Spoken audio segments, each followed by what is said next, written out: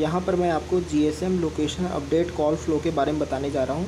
यह जो है एग्जांपल ऑफ GSM कॉल उसी टॉपिक का हिस्सा है। ठीक है, तो चलिए आगे बढ़ते हैं। देखिए, GSM location update call flow के लिए आपको कुछ इंपॉर्टेंट एंटिटीज़ या इंपॉर्टेंट कंपोनेंट्स को ध्यान में रखना है। देखिए, GSM location update call flow के लिए हमको कुछ कंपोनेंट्स की ज़रूरत पड़ती है, जैसे कि MS mobile station, PSS base switching station, MSC mobile switching centre,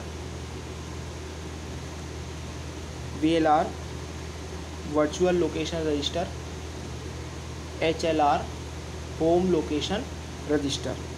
और हमको यहाँ पर मिनिमम 2 VLRs की ज़रूरत पड़ेगी, यानी कि 2 वर्चुअल लोकेशन रजिस्टर्स की यहाँ पर हमको ज़रूरत पड़ेगी।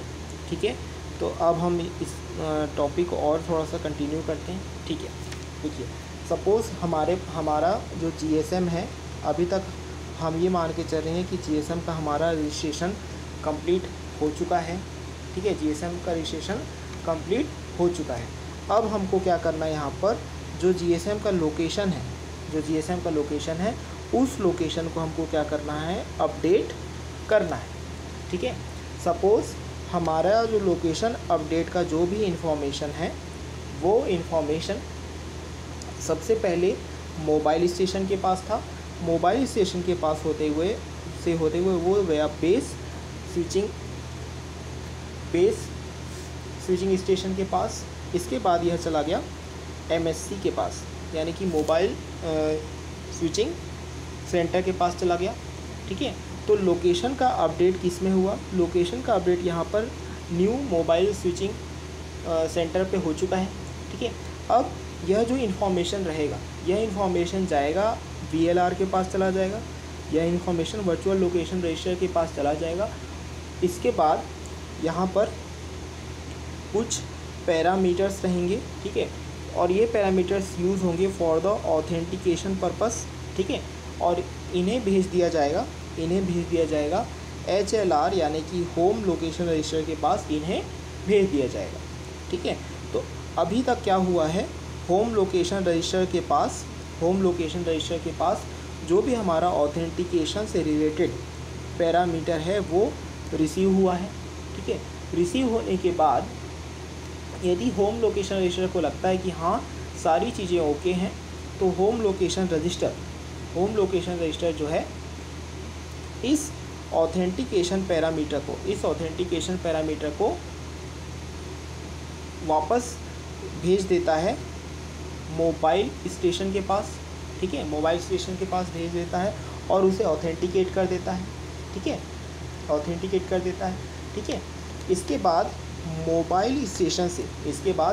मोबाइल स्टेशन से इस ऑथेंटिकेशन का, यानी कि जो ऑथेंटिकेशन जो है HLR के द्वारा दी गई है, उस ऑथेंटिकेशन का क्या आएगा, रिस्पॉन्स आएगा। ठीक है, रिस्पॉन्स आएगा और यह रिस्पॉन्स जाएगा VLR यानी कि वर्चुअल लोकेशन रजिस्टर में। यह रिस्पॉन्स जाकर सेव हो जाएगा। ठीक है, और VLR जो है इस रिस्पॉन्स को HLR के पास भेज देगा और इस तरीके से लोकेशन जो है वो अपडेट हो जाएगा। ठीक है, इसके थ्रू क्या हो जाएगा, लोकेशन अपडेट हो जाएगा। ठीक है, अब लोकेशन यहाँ पर अपडेट होने के बाद क्या होगा, लोकेशन अपडेट होने के बाद जो HLR रहेगा, यह HLR अगेन कॉन्टैक्ट करेगा VLR से। ये HLR किससे कॉन्टैक्ट करेगा, अगेन VLR से कॉन्टैक्ट करेगा और कॉन्टैक्ट करने के बाद वो वहाँ पर सब्सक्राइबर के डेटा को क्या कर देगा, इंसर्ट कर देगा।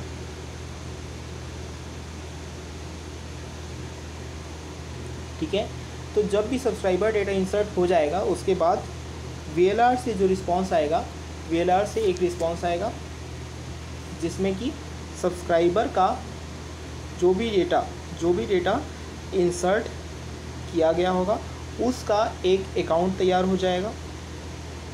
ठीक है, उसका एक अकाउंट तैयार हो जाएगा कि हाँ सब्सक्राइबर का डेटा इंसर्ट किया गया है।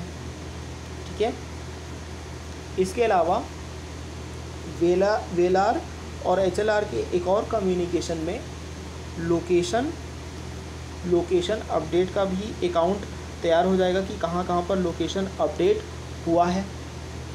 ठीक है, तो लोकेशन अपडेट होने के बाद क्या होगा कि VLR अगेन कम्युनिकेशन करेगा विद द मोबाइल स्टेशन के साथ कम्युनिकेशन करेगा और साइफरिंग के प्रोसेस को क्या कर देगा, स्टार्ट कर देगा। ठीक है, और यहाँ पर यदि इस साइफरिंग के प्रोसेस में कोई भी यदि दिक्कत आई, कोई भी दिक्कत या कोई भी परेशानी आई या ऐसा लगा कि साइफरिंग सही नहीं हो रही है, तो उस पूरे प्रोसेस में क्या करेगा, HLR जो है इतना पावरफुल रहेगा कि वो लोकेशन को कैंसल कर सकता है। ठीक है, लोकेशन को कैंसल कर सकता है। ठीक है, अब लोकेशन को कैंसिल करने के बाद क्या होगा, VLR जो है मोबाइल स्टेशन के पास अगेन कांटेक्ट करेगा और फॉरवर्ड करेगा न्यू TMSI। ठीक है, न्यू TMSI को फॉरवर्ड करेगा और अगेन VLR जो है लोकेशन और एरिया का अकाउंट क्रिएट करेगा। ठीक है, और यदि अभी भी सेटिस्फैक्ट्री रिज़ल्ट नहीं आते हैं तो लास्ट में अगेन HLR जो है लोकेशन का कैंसलेशन अकाउंट तैयार कर देगा। ठीक है, तो ये तो था location update call flow in GSM call.